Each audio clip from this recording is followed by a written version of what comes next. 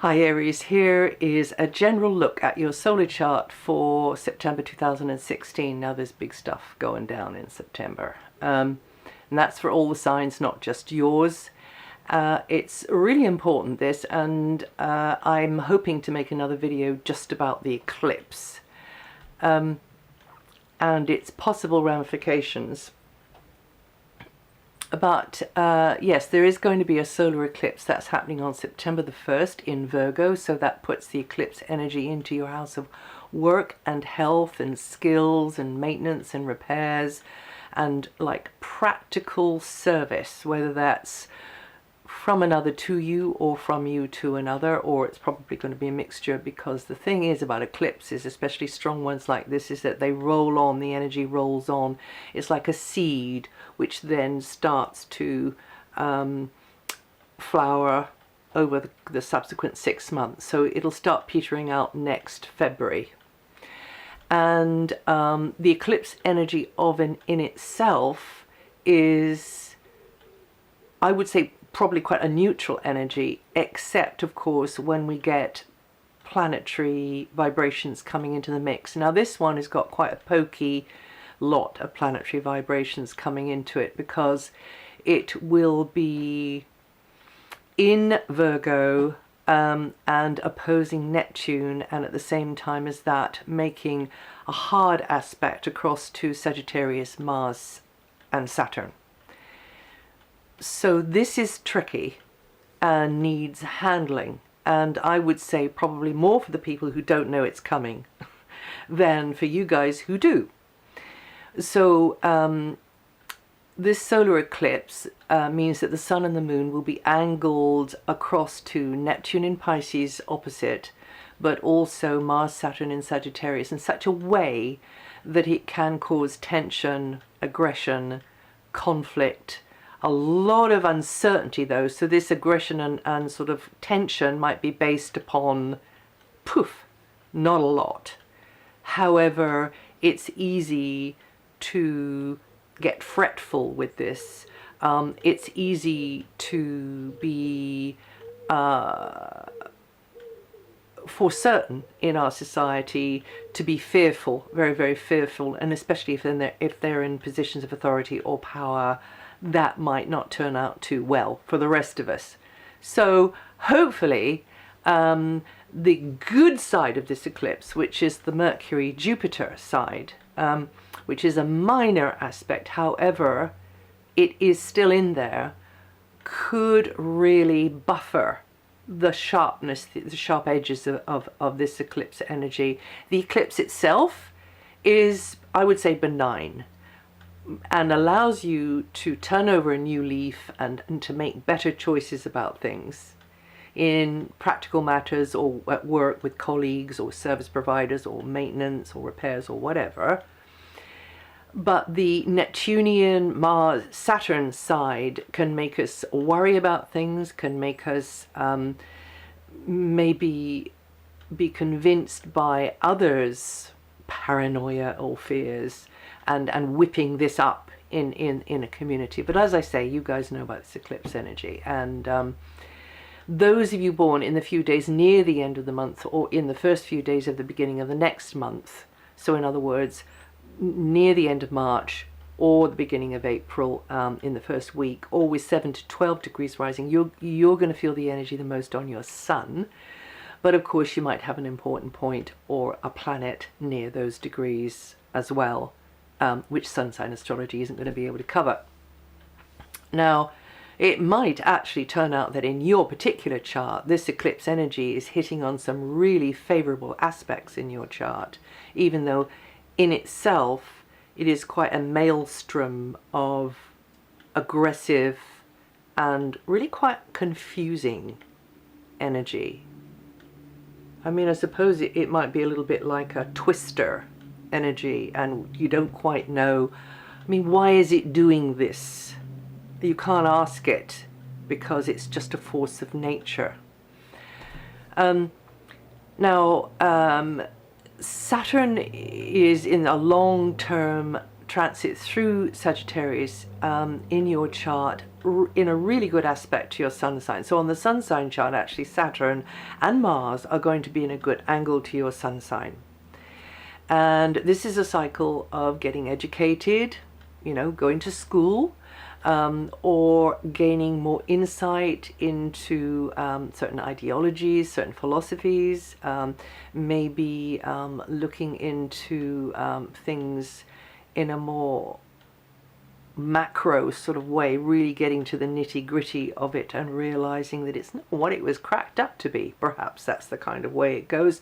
Saturn is quite critical and judgmental, so it might be, or it might be because this is an area of travel, long distance travel in other cultures, is that you're seeing like the darker side of that, or indeed your rose-tinted spectacles view of somewhere has actually really come down to earth with a bump. I mean, it can be lots of things, or indeed in education as well, where you thought something was going to be running in a certain way, and actually you find out that it's a bit of a slog. And it's up to you to decide whether it is worth it for you or not. This transit is about halfway through. It will be coming out of there at the end of 2017. But this planet in this part of your chart, which is in a good angle to your sun, at least Aries, is in the mix here, in the combination of the configuration in the sky, which is stamped really hard into our field, as it were, because it happens on an eclipse day. They will come together on an eclipse day, and it's a strong eclipse, it's a solar eclipse, and then that runs on for the 6 months. So you need to be developing carefully, slowly developing new understandings in these unfamiliar cultures, fields of academia, interests, travel, language, just a new subject, and just gradually, slowly, perseveringly get to where you want to go with that. Now, we have Saturn and Neptune together. I spoke about this last month by degree, and that brings uncertainty and indecision underpinning everything. So people get all whipped up into a frenzy, or sort of like mass hysteria, or maybe it's not, you know, the masses that do this. Maybe it's those in authority who get ultra paranoid about things. And then they are trying to crack a nut with a sledgehammer. This is the kind of thing that can go on with this. So you've got to look out for your own knee-jerk responses and your own illogical, even delusory behaviors, and try to, you know, weed those out as much as possible.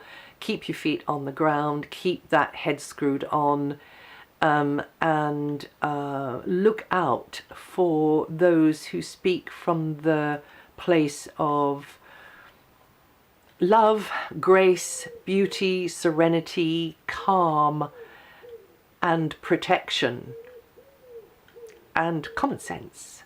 Yeah, I would do that. And that should be a big help. Now, there is other stuff going on. I mentioned Mercury and Jupiter. Did I? I might have done. Yeah, Mercury and Jupiter are in the eclipse as well. And that's good. Mercury and Jupiter are going to be really, really close right at the very, very end of Virgo, well, within 2 degrees. And just before Jupiter moves out of Virgo. And so that's got to be a good thing. This means that if you keep a wider, open mind, look at the whole thing from the sort of like the overview, the broader view, whatever the whole thing is about, whether it's in your personal life or whether it's out there and affecting, you know, us as a nation, or us globally as a species. You know, whatever it is this Mercury-Jupiter bit here allows us to be on quite a learning curve, but it's positive. It's very positive as long as we keep the lines of communication open. We reach out to get the real information that we need to get the plan together or to get the picture together. Okay, so now there's other stuff. There's also the North Node in there as well. But I'll perhaps be able to find time to make another video about this. I don't know at the moment, but maybe I will. Now, until the 23rd, you may be dealing with more chores or niggly details. So it's a very practical time. It's a maintenance-orientated time. Mercury is focusing your mind upon all the practical aspects of life. And so will Jupiter be up until the 9th, and when the eclipse occurs on the 1st, these two will be really close together in your chart. Mercury is actually retrograde until the 22nd, and so that does tend to slow things down, but on the other hand it gets us to think things through a bit better as well.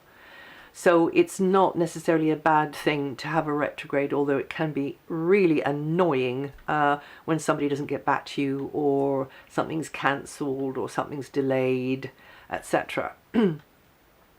Some of us seem to be more affected by the Mercury retrograde thing than others, especially mercurial type people. I have a friend who's got the sun in Mercury ruled Virgo and the moon in Mercury ruled Gemini, and she really gets thumped by this every single time things go awry, you know, and she has to be very, very patient whilst it sort of plays itself out. But she has understood now that if she just focuses down mentally on whatever is in front of her, that is probably the best way. The things that she's got control over, that's probably the best way to handle it. And so practical advice could be very helpful now.